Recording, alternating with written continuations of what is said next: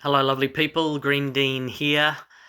Uh, just wanted to talk about gut health today. As many of you know, I've been teaching fermenting, particularly Korean traditional kimchi, and I've been to Korea a number of times.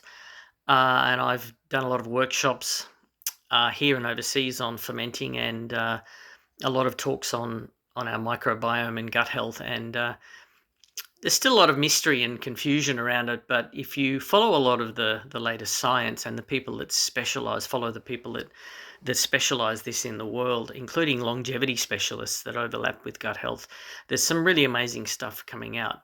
It's a massive area. It's a massive industry. Pharmaceutical industries are extremely interested in this. They're spending billions on research because the future will probably be designer probiotics rather than antibiotics that we're running out of. So, what is gut health and what is our microbiome or microbiota? So, our microbiome refers specifically to the community of microbes or microorganisms that live on and in us. Our microbiota refers to our gut health and the microorganisms that live in our gut. So, our gut technically is everything from our mouth down to our anus. And in terms of where the majority of those colonies are, it's in our large intestine and lower small intestine. Um, the amount of microbes that are on and in us, our total microbiome, range from around 2 to 4 kilos of our total body weight, depending on the person and their health. So that's a lot, and the majority of those are in our gut, and they're very, very specialized. So those microbes are made up largely of bacteria, viruses, virus-like substances, phages, parasites, and a lot more. And we're discovering more and more daily, and we're discovering what functions they have and what they can do.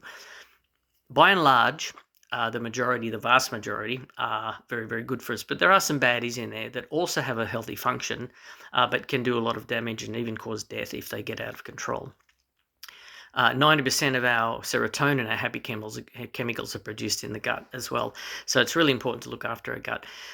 Generally, people that change their gut health generally can see miraculous benefits and changes to their health by changing the microbial composition of the gut, and adversely we can see our health go down if we're consuming too much sugar or excessive animal proteins, or there's a lot of stress, alcohol, drugs, medication, salt, etc. So what are the things that negatively impact our microbiome?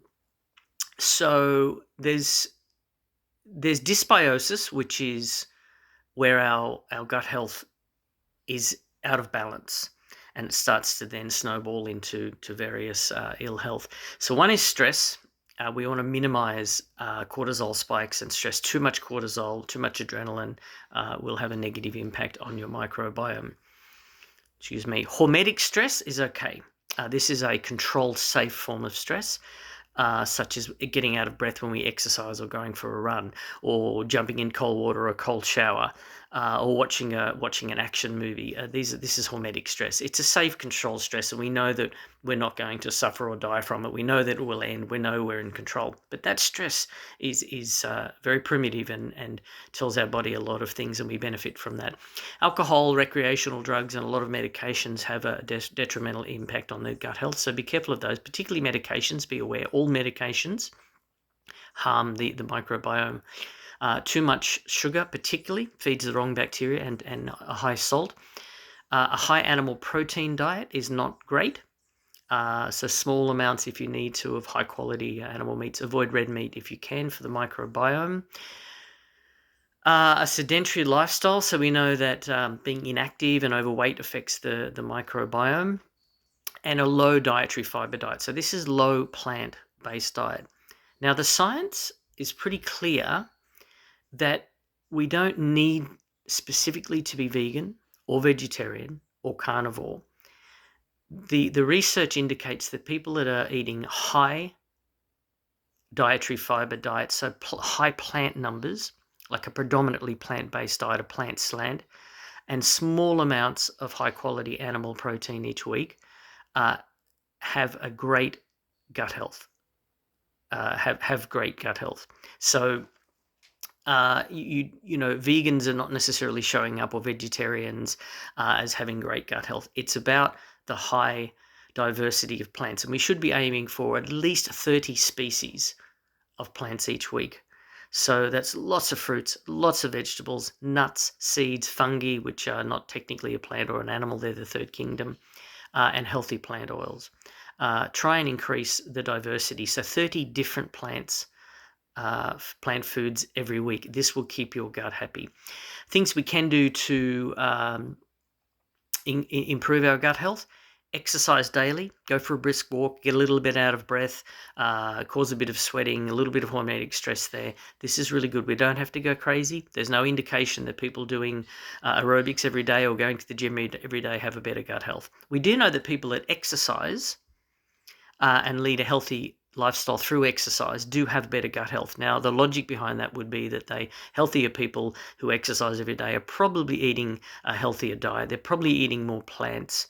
They're probably outdoors more, where they're getting exposure to inhaling and ingesting more microbes in the air, in nature. They're probably maybe going to the beach or going to parks or forests or bushland, or at least just being outside with more exposure to that to the nature. And also, you can take probiotics. So what's the difference between a pre and a probiotic? Prebiotic is the biotic is food. Biotic is the organisms. Pre is the food that we feed them, and pro is the actual organism. So there's capsules and there's all sorts of things we can take now. If you're going to take those probiotics, where we're aiming to put those microbes into our body, look for brands that have the highest number, so into the hundreds of billions of species if possible, but also the highest number of species, so 12, 15 or 20 if possible, types of species that we're putting into their body, and the highest numbers of those. So there's a lot of things we can do with our gut. Exercise, move your body, cut out sugar and salt, cut out high amounts of excessive low quality animal proteins, get onto a plant slant, get onto plant-based diet, minimize your stress, minimize salt, minimize medications, alcohol, recreational drugs, things like that. And there's so many things we're discovering now. Even the overlaps now with research around people meditating have better gut health. People that live in the country versus people that live in cities. Be aware of pollutants. Be aware of tap water. Chemicals like chlorine and fluoride and heavy metals will poison your gut. These are poisons. Alcohol is a poison. So there's a lot of things we can do. If this is a strange area for you and you haven't gone down that path yet, all I would say is, every time you go to the where you buy your fresh fruits and vegetables, just add one each week or two each week. Don't follow the same sheep trail through the supermarket. Try a different type of potato. Try three potatoes in your mashed potato. Add sweet potato. In another post, I'll talk about the great foods that we know are really beneficial, that the gut health love.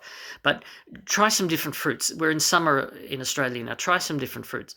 Try some different herbs and spices. Try some different plant oils. Try and get 15 or 20 things into a salad, or 15 or 20 different plants into a baked dinner. There's so many more things we can put into mashed potato and mashed sweet potato and things like that. So there's so much more we can do. I hope today has helped. And if you have any questions, fire them my way or talk to your health professional. And a little bit longer video today, but I just wanted to start addressing that gut health topic. There's so much in it, and I'll try and report some things that I listen to, research, and things I read and things I'm following as well. It's a huge area, and there's things that we don't know, but there's certainly things we do know, and we've researched long enough to know that our gut health can be damaged or can be improved. So rewilding is definitely about rewilding our gut and our microbiome as well. And I hope you've had a great day, and I look forward to presenting something tomorrow. Happy Thursday.